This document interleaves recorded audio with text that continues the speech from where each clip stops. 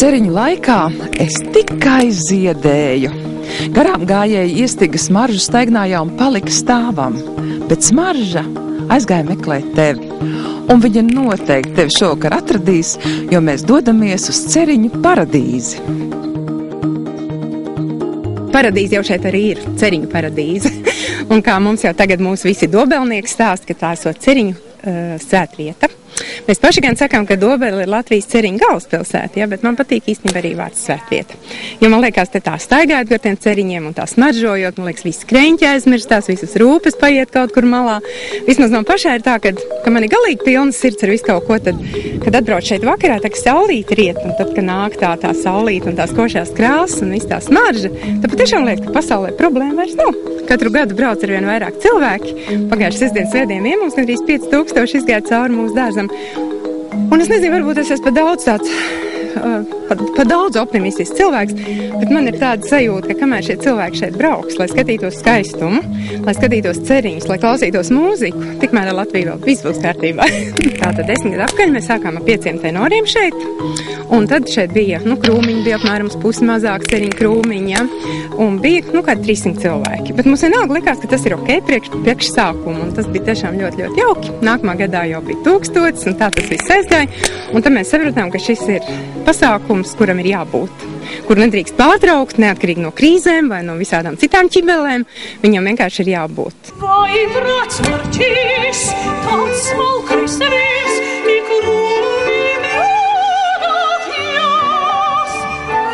vai esam tumšs, vai ne pārāk tumšs, vai rādās jums manījās, vai var tāda grūcējama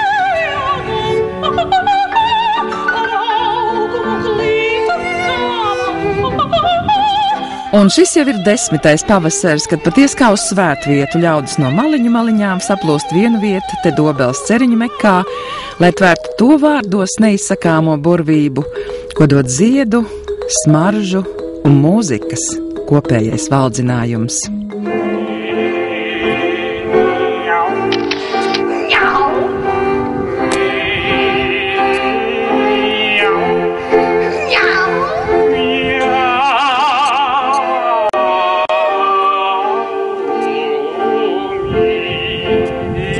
Es domāju, ka šī tiešām ir viens no Latvijas brīnumiem. Šeit tiešām cilvēks atnāk, viņš redz to dabas brīnumu, un te ir teiksim, ziedošie ceriņi jau augsts kā tāds, bet te ir brīnišķīga atmosfēra. Un galvenais, ja mēs zinām, kāds darbs šeit ir ieguldīts. Tas nav nācis no gaisa nokrits, tas ir milzīgi rūpīgi darbu, un ar Pēteru Upītu un viņa asistentiem, un šogad ar Edīti Kaufmanu, kur organizēja šo ne tikai šo praktisko ceriņu audzēšanu, bet arī savieno ar mākslu.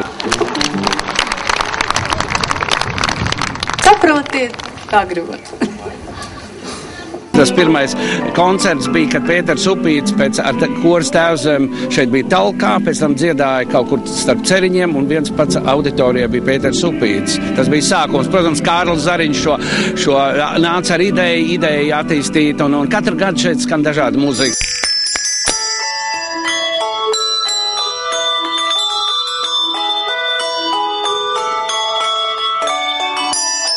Vai dziesmai var būt labāks fons par šo? Nē, nevar būt labāks. Ceriņu fons ir kaut kāds ļoti, ļoti iedvesmojošs. Man bija tā laime dziedāt pagājušo vasaru šeit. Tad jau es to izjūtu, to īpašu auru. Bet, Kārļkungs, jūs varat kaut vai 2 rindiņās izteikt šīs emocijas dziedot? Es domāju, dziedot nevarēšu tik daudz pateikt šoreiz, jo tas ir sarežģīti. Šis dārs ir tiešām kaut kāds tāds speciāli iedvesmojošs dārs. Visi jutīsies labi, to jau mēs redzējām šodien. Piemēram, šis zvana kors, vai ne, tas ir atkal kaut kāds jauns atradums. Un es domāju, ka nākošais gads būs atkal kaut kas pavisam cits. Un būs pavisam kaut kas jauks un atkal savādāks. Un varbūt pat liksies vēl skaistāks. Tiksimies nākamgad Ceriņos. Tiksimies nākamgad ar prieku. Ceriņu dārza burvība caur gadiem nesusi iedvesmu, veldzējusi dvēseli un sirds atvērtībai vienojusi tūkstošiem latviešu, un ne tikai.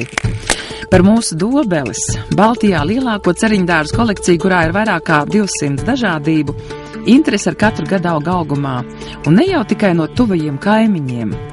Vēsts par šo ziedošo dārzu Zemgalē un mūziku, kas te piedzimst kā brīnums vienreiz pavasarī, ir aizlidojis pāri kalniem un lejām. Un par to mums no sirds jāpateic viņiem, mūsu Dobeles zinātniekiem, kuri blakus selekcionāru Pēteru Upīša atstātajam mantojumam dod jaunas, paliekošas vērtības. Es tā sevišķi gribētu pievērst uzmanību mūsu pēdējo gadu ieguvumiem, un tās ir selekcionāra Laimoņa kārkliņa šķirnes, kuram mēs esam iekārtoši atsevišķu stādījumu. Šis stādījums ir jauns, un šķirņu materiāls vēl līdz galam nav izvērtēts. Tas atkal ir pilnīgi kaut kas jauns, jo selekcionārs ir kā mākslinieks, un viņš ir kaut ko pilnīgi jaunu izveidojis, ja salīdzina to ar jau esošo, un selekcionāram kārkliņam ļoti ir tieši padavušās pildītās un dažādi purpura toņu šķirnes, kas ir tiešām izcilas. Un mums ir bijuši arī eksperti no citurienes, no Maskavas, un tie ir atzinuši, ka zināms daudzums varētu aiziet arī tā plašāk pasaulē. Man ļoti gandarīt tas, ka cilvēkiem patīk, un viņiem patīk ceriņi, un viņiem patīk tā gaisotne, ko rada ceriņi, un tad tu jūti, ka ir bijis vērts strādāt. Jūs arī noskatāt kaut ko savam dārzam, ne tikai prieci. Man liekas, ka man lielākā daļa no dārza ir no šejienes, gan no krūmiem, gan no, protams, teriņiem, jā, nekas. Man patīk. Es gaidu, kad vēl te kaut kas būs jāatstājas atkal. Es jau domāju, ka šodien jau es braukšu ar maisu ar krūmiem mājā. Brīnišķīga satikšanās vieta. Te ir laimīgs, visas ir laimīgs, jāpār visu krūmu. Vai jūs vēl manās? Protams. Mēs tā kā kārtīgi mājas saimnieki gribam, lai ciemiņš šeit justos labi, un tāpēc mēs ļoti cenšamies. Man cilvēki ir sevišķi liels paldies visiem, kas to ir darījuši, jā, lai jūs varat baudīt un lai citi var baudīt to skaistumu. Paskatieties te uz šīm apdobītēm visas ir izlasītas nezāles. Man liekas, ka no manām meitenēm pelnušķīt var pamācīties, kā tas viss notiek. Mēs, tā kā to priekšpusīt kopjam vairāk, bet, tad mēs saprotam, ka cilvēki dodās arī dziļāk dārzā, bet mums arī dārs ir liels, kādi hektāri 40. Mēs nevaram tikai šeit visu kopt, mums jākop reizē viss dārs. Un ienāc dārzā un ej, kur gribi. Un paguli zem ābeles, paguli zem ceriņa. Un mēs no tā esam laimīgi, ka cilvēki šeit ir priecīgi. 40 hektāri tādam kviešu audzētājiem, protams, nav nekas, kur ir lielās tehnikas, bet mums ir tādi izmēģinājumi lauciņi pa hektāriņam, pa pushektāriņam, un tad tur ir ogulā izmēģinājumi un ābeļu izmēģinājumi. Tā ir tā grūtība, kad tie mazie gabaliņi, jā, kad mēs tādus ar lielu tehniku nevaram strādāt, un ir arī daudz roku darbs, protams. Ja ceriņu ziedēšanas laiku varētu uzskatīt par Augļkopības institūta zinātnieku to lielāko un varbūt košāko publiskā darba parādi, tad aiz tās tikpat nozīmīga un liela ir arī viņu darba ikdiena. Un tas, ka mums Latvijā ir komercdārzi, kā augļkopības nozara attīstās moderni un mūsdienīgi, nenoliedzami ir valsts Augļkopības institūta zinātnieku liela pūliņa rezultāts. Par to liecina arī mūsu tālo dienu arhīvs. Kādreiz Latvijas laikā mēs taču esam ābolus un upenes eksportējuši. Dārza platības ir bijušas daudz lielākas nekā tagad, ja? Un ja tas tagad ir, man liekas vienkārši tā, ka augļkopība tā necieši tādu padomu laika pieeju, ka viss jādara vienveidīgi. Katrs augļu koks un katra kultūra ir ļoti saudabīga. Viņi prasa tādu ļoti inteliģentu, ļoti saudabīgu pieeju. Ar Māras Krīvils vārdu saistās arī pirmo intensīvo komerciālo augļu dārzu aizsākumu Latvijā. Iesīkstējušā stereotipa laušana pārējot no lielajām, mums tik ierastajām ābelēm uz mazajām pundurābelītēm. Dobeles dārzā to visu var savām acīm ieraudzīt un salīdzināt. Zinātniece Laila Ikase ir Dobeles ābeļu dārza galvenā pārzinātāja.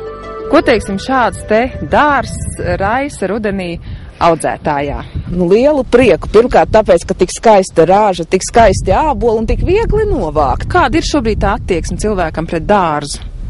ļoti daudz stāda, bet man liekas, ka vislabāk to pastāstīs Māja, jo tieši pie viņas nāk visi zemnieki un ņem stādu pieprasījums mūsu kokaudzētava tik lielos apjomos, ka ne jau uz 2001. Gadu, man liekas, pasūtīja. Pasūtījums pēc ābelītēm netrūks arī šodien, un mūsējiem ir ko ar lepnumu piedāvāt arī jaunas, pašu mājās selekcionētas šķirnes. 50 centimetri metru starp kokiem vairāk nevajag. Zāne, kāda skaista, kādas viņa skaistas lapas zanei. Redziet? Mums jau pašlaik ir reģistrētas 5 plus 2, jo 2 ir jaunākas šķirnes, un pie tam 2 no tām reģistrētas arī Beļģijā. Kraupi izturīgas un kolonveida ābeles. Starp citu, pirmās kolona ābeles izpētīja un sāk ievies audzēšanā latvietis Kārlis Lapiņš Kanādā. Jums jau Latvijā līdz šim kraupi izturīgās šķirnes nebija, tās ir pirmās. Un nosaukumi skaisti. Dace, Ligita, Gita, Edīte, Roberts un kolonābeli saucās Baiba, Uldis un Zane. Augļkopība Latvijā iet uz augšu, mazliet gan tagad ir tās kā piebremzējums, jo cilvēkiem mazāk ir naudiņas, bet valdība jau diezgan ilgi par jaunu dārzu ierīkošanu maksāja subsīdijas zemniekiem, un tā kā jūs jau redzat, ka veikalos jau ir Latvijas augļi, lai no sēkliņas izaudzētu līdz pirmajiem ziediem ir 7 gadi, tā vēl ir jāpārbauda šķirne 15, 25 gadi, kamēr ir droši, ka var ieteikt citiem arī audzēt, un tad vēl kādi 5 ir vajadzīgi, lai cilvēki vispār pamanīs. Mēs esam uz izstādēm, rādām, stāstām cilvēkiem pēc 5 gadiem, tas sāk prasīt stādiņus jau. Priecīgā ziņa, protams, ir tas, ka vairāk vai mazāk augļkopība ir tomēr savu vietu iekarojusi. Ja salīdzina 10 gadi, it kā nemaz nav tik garš laiks. 10 gadu atpakaļ sākās viss process augļkopības attīstībā. Pirmās subsīdijas, pirmie intensīvie dārzi, pirmās kļūdas, ko mēs darījām šeit un visur. Un tagad, kad 10 gadu laikā tomēr ir veikalos mūsu āboli, ceru, ka jūs esat manījuši, ne? Kad ieraudzīju pirmo pundurdārzu, kad sāk ražot, pirmās ābeles. Tad man arī gribējās raudāt pie apkamta gumta. Apsēdos kalnu galā un asaras virs no prieka. Tā ābets ir tāda, ka tev jāzina, ko tas augs grib. Un jāprot ieskatīties, govs bļauj. Cūka bļauj, ja nedod ēst vai kaut kas vainas ir, bet augļu koks klusē. Bet viņš, taisnība sakot, parāda ar savu uzvedību, kas viņam trūkst, ieskaties viņā, ko viņš grib, Un tad tu sapratīsi, ko darīt. Cilvēkiem pārāk vēl dziļi iekšā ir tas, kā mazdārziņā. Es iestādu ābeli, viņa aug, darīt es nedaru nekā, bet taisnība sakot, ja viņš nekā nedara, ko viņš grib. Bet viņam tā mazdārznieka psiholoģija ļoti daudziem ir iekšā. Ābelē skaties klāt nevar. Un vienkārši neizprot to, ka mēs taču arī matus griežam, ja gribam izskatīties cilvēcīgi, un griežam matus un griežam bārdus uz kujām, un tomēr kaut kā iejaucamies arī cilvēku dzīvē. Kāpēc mēs negribam nekā darīt koklamā? Ja nav vainags veidots, lapas ir sīkas. Un kas tad no augam vajadzīgs? Ne jau tikai minerālās varības, vielas un ūdens, bet vajag arī ogļhidrāts, Un ogļhidrāts tā ražo lapa. Jo lielāka, skaistāka lapa, jo labāk. 2, 3 lielāka ābola ir. Patiesībā ir tā, teiksim, ja tu dari kādu darbu un kaut kas nesanāk, ir kaut kas jāmaina. Un ja tu nezini, uz kuru pusi mainīt, tad vajag padomu. Un tad tas padomu devējs varētu būt tas, kas jau ir paskatījies, viņš pamēģinājis jau dažādas variantus un redz, kas notiek. Nevis vienkārši katram saimniekam tagad būtu jāmēģina viss no jauna. Un tomēr augļkopībā tas ir ilgi gadi, tas ir iestāda koku raža, kad jāsagaida ir, un tomēr, ja kaut kas izdarīts jau nepareizi, jau no paša sākuma, tad būs problēmas jau vairs ne jau tikai vienam gadam, tas jau atstās sekas. Un tāpēc bija tāda iespēja, mēs kopā lietuviešu kolēģiem esam palaiduši tādu projektu, kas šobrīd turpinās, kur mēs mēģinām dažādā veidā šo problēmu risināt. Mēs arī mēģinām kopā ar praktiķiem no, teiksim, filmēšanas viedokļu uztaisīt tādu mācību materiālu vizuāli parādīt. Jo jāuztais tāds instruments, ko tu uztais vienreiz, bet var lietot, atkārtot, skatīties un mēģināt izprast. Un parasti, teiksim tā, lasīto jau atcerās mazāk kā redzēto. Un līdz ar to tas ir tāds viens no veidiem, kā mēs mēģināsim to atkal parādīt savādāk. Un arī, protams, galvenā problēma varbūt uz vainaga veidošanu, tādām lietām, kur vajag saprašanas un izpratni, kā tas notiekās, lai var parādīt, kā notiek pirms un pēc griešanas procesā, kā tas viss mainās. Un skaidrojumi turklāt tiek veidots arī rokas grāmata. Īsi mēģināsim pasniegtai grāmatā, teiksim, tādas varbūt šajā variantā tādus principus, jā, īsus norādījumus ar internetu mājaslapu, kur augļukopiem un interesantiem mēs pat lūgtu izmantot, jo tur ir iespēja uzdot jautājumu. Un tur ne tikai mūsu institūti, bet arī Lietuvas kolēģi varētu uz konkrēto jautājumu sniegt atbildi, ko varētu izlasīt vairs ne tikai tas, kas uzdeva jautājumu, bet vispārēji, kas šo mājaslapu apmeklē. Bet tagad atkal no vēstures un jau par citu kultūru, kas daudzos zemniekos savulaik izraisīja lielu cerību.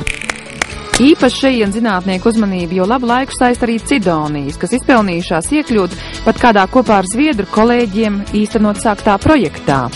Kas varētu nākotnē būt ar mūsu Cidonijām? Kā labi jūs sacījāt, ka zemnieki var tomēr audzēt šīs Cidonijas? Strādājam, jo Latvijā jau ir zinām pieredze ar viņām. Un strādājam, lai varētu izveidot jaunas šķirnes, un 3. gadu mēs darbojamies pēc starptautiskā projekta. To finansē Eiropas Savienība, un mēs esam kā viena no dalību valstīm, no 6 dalību valstīm. Mūsu uzdevums ir veikt selekciju, tātad jaunu šķirņu veidošanu, un agrotehniskos izmēģinājumus. Kāda varētu būt mūsu zemnieku perspektīva? Līdz būs pārstrādes produkti augstvērtīgi izveidot, vai ne? Tūlīt jau būs pieprasījums pēc augļiem un varēs audzēt zemnieku, un tā būs atkal viena iespēja, kur darboties. Tā būs pasaules mērogā, teiksim, varētu iziet uz pasaules tirgu, ja jūs domājat šeit iekšējā tirgū, tomēr tas iekšējais tirgus jau ir? Iekšējais tirgus ir pārāk šaurs.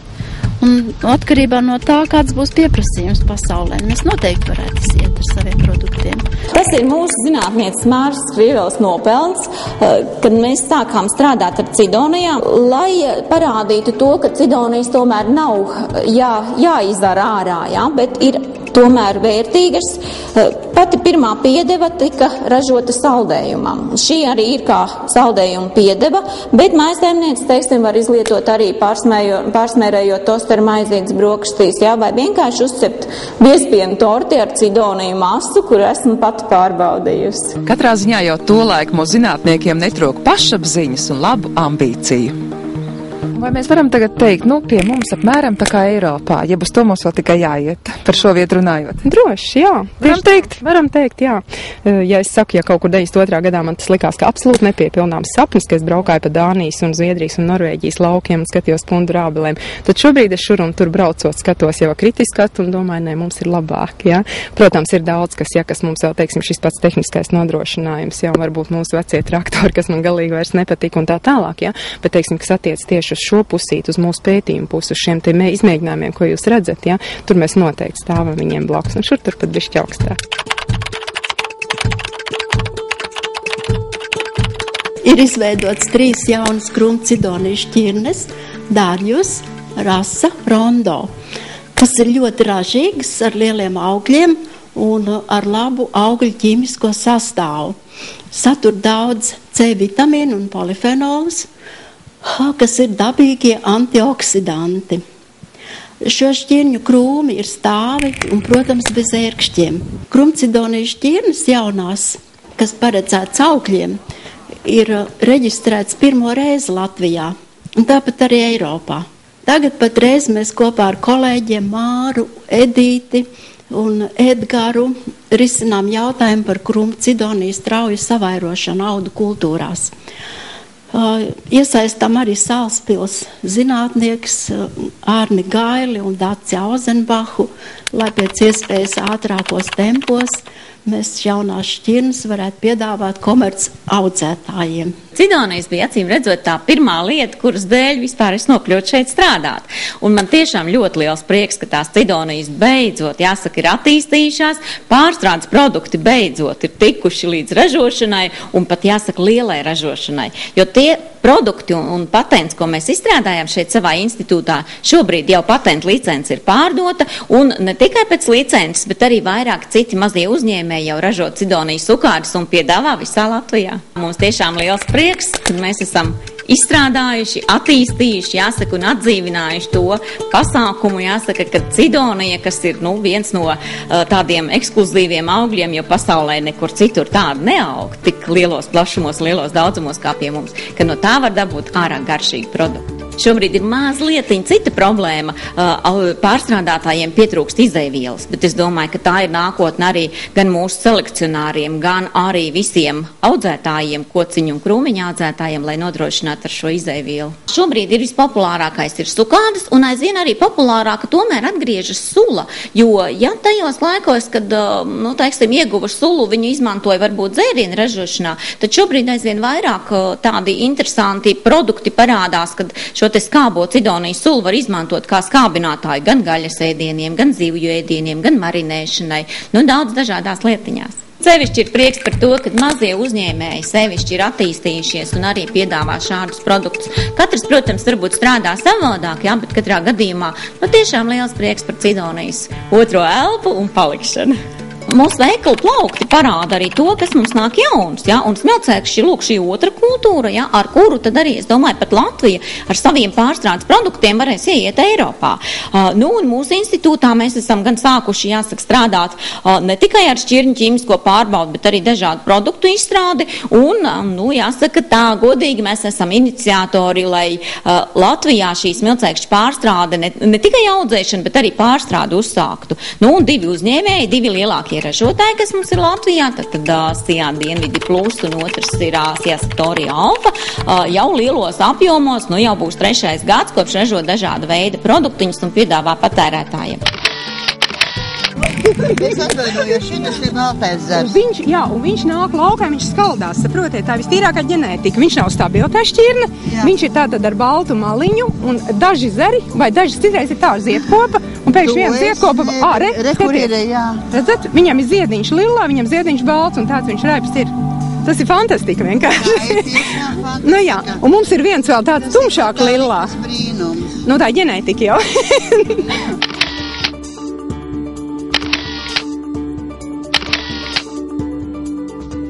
Un nav neviena kukaiņa vairs smuks mazgot. Jāpērties. Man patiesībā bija tā, es 94. gadā aizbraucu uz Zviedriju, un tur tās dārzkopības institūts, kas mūs laipni uzņēma. Un tad šis institūts man kļuva tāds kā paraugs, uz ko Doblē tiekties. Jo toreiz šeit bija diezgan briesmīgi, siltumnīcas bija sabrukušas, un nebija elektrības, nebija ūdens, kas tik, pareizāk sakot, nebija nekā. Un plus vēl šī briesmīgā cīņa, ko Māra cīnījās ar šiem te dārziem, Lūk, un tas bija tāds mērķis, uz ko iet, un jāsaka, mums arī zviedru kolēģi ļoti, ļoti daudz palīdzēja tajā laikā, Un šobrīd mēs esam jau labu gabalu viņiem priekšā, un, protams, tas ir milzīgs gandarījums. Un, teiksim, tas, ka mums šobrīd ir tas, kas notiek dārzā, visi tie pētījumi, kas ir ļoti vērtīgi, ko brauc zemnieki skatīties, un faktiski viņi no mums mācās, un mēs esam reizē sākuši komerc augļkopību kā tādu Latvijā, Visu laiku ejot solīt pa priekšu un mācot. Un otrs ir, ka mums ir modernas laboratorijas, kur zinātnieki strādā Eiropas līmenī, kur brauc šobrīd mums strādā zinātnieks no Zviedrijas, no Ukrainas, no Polijas. Mums ir, vieszinātnieki, kuri visi uzskata, ka līmenis ir tieši tādā, kādā viņam ir jābūt Eiropā. Tad, protams, ir milzīgs prieks. Un tad ir gandarījumi. Bet, teiksim, tas pamats un tie pamatu uzstādījumi, kādi sākotnēji bija, es varu droši teikt, viņi ir īstenojušies un mēs ejam pareizā virzienā. Šobrīd mēs īstenojam 5 Eiropas struktūra fondu projektus, mēs īstenojam vienu lielu pārrobežu projektu kopā ar lietuviešiem, īstenojam vēl citus Eiropas projektus. Patiesībā, pat ir jau tā, ka ir jau ļoti daudz un grūti, bet tas nozīmē, ka ir finanses, tas nozīmē, ka šos labos cilvēku resursus mēs varam, es tomēr uzskatu, labi atalgot šobrīd priekš šī brīža situācijas noteikti, jo valsts finansējumi tas nav vienkārši salīdzināms, jo valsts finansējumi, protams, šobrīd ir stingri apgriezts, bet toties šīs Eiropas naudas to pilnīgi kompensē. Pie papīra es to nevienam nenovēlu, bet man ir tik kolosāli cilvēki, tas ir, jūs nevarat iedomāties, cik man ir superīgi kolēģi, un viņi tiešām mēs tiekam galā. Un tas, ar ko mēs ļoti lepojamies, ka mums ļoti daudz jauno cilvēku, jo tas, kad runā par to, ka zinātne noveco, ka zinātnē tā tad, teiksim, nav paudžu maiņa, uz mums tas neatiec. Pilnīgi nē, jo mums ir, teiksim, pieredzējušais, negribu teikt vecā paudze, bet pieredzējušā, kam ir fantastiski pieredze, kā man Māra Skrīvēl, teiksim, vai Silvija Ruis. Un ir, teiksim, tā vidējā paudze, un ir jaunie, kuri mācās, bet kuri nāk ar ārkārtīgi svaigām, atkal jaunām idejām varbūt no citas puses, Teiksim, tā iepriekšējā paudze ir, teiksim, tie, kas ir ļoti vērsti uz tieši to ražošanu, uz tām lietām, kas ir vajadzīgas zemniekam, Savukārt jaunieši ir tie, kas meklē gēnus, meklē kaut ko dziļāk, Un tas viss kopā veido to kopumu, kas ir ļoti vajadzīgs mūsdienīgam institūtam. Paldies. Es atceros, ka tas bija kurā gadā, kad Edītei bija ideja, ka te vajadzētu tomēr tāda opera, pilna opera. Toreiz opera studija Figaro atbrauc ar kostīmiem un te samēģināja, kā te darbosies pa tiem ceriņiem. Un, ziniet, un sāka līt. Un tā skatuve ir maziņa, un tie solisti saģērbušies, un tās dekorācijas visas saspieduši, tāds mazs tāds tik launs jumts nebija, un viņi visi saspiedās, un pirmo cēlienu nodziedot vienkārši nekustoties stāv uz tā visu kostīmu stāv, ja.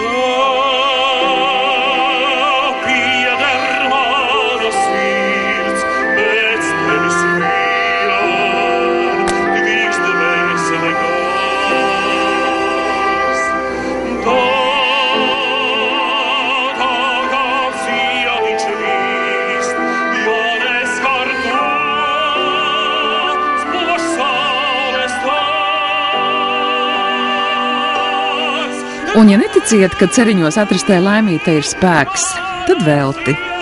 Tā, ko atradām pirms 10 gadiem, ir devusi savu svētību līdz pat šai dienai. 10, tiešām 10, jā. Un jūs vēl neesat apēdis, jūs atceraties no bērnības, ka, lai būtu laimīgs, tad jāapēd. Es viņu noteikti apēdīšu, bet es gribēju šai priekā padalīties ar vēl kādu. Paldies ar mūsu skatītājiem, redzat, cik laimīgs ir šis dārs, vai ne? Es esmu pārliecināts, ka pēc 100 gadiem arī noteikti šeit kāds staigās, filmēs, dziedās, jo, kā jūs redzat, Upītim ir viņa darba turpinātāji, un pie šādas fanātisma nevar palikt tukša vieta pēc tam. Lai šie vārdi kāptu debesīs, jums ir jāapēd tā laimīt mūsu acu priekšā. Būs. Lai jums izdodas pagūt vēl atrast ceriņos katram savu laimīti, bet mēs tiksimies Liepziedu laikā. Paldies, ka šovakar skatījāties. Lai jums balta svētdiena, uz tikšanos!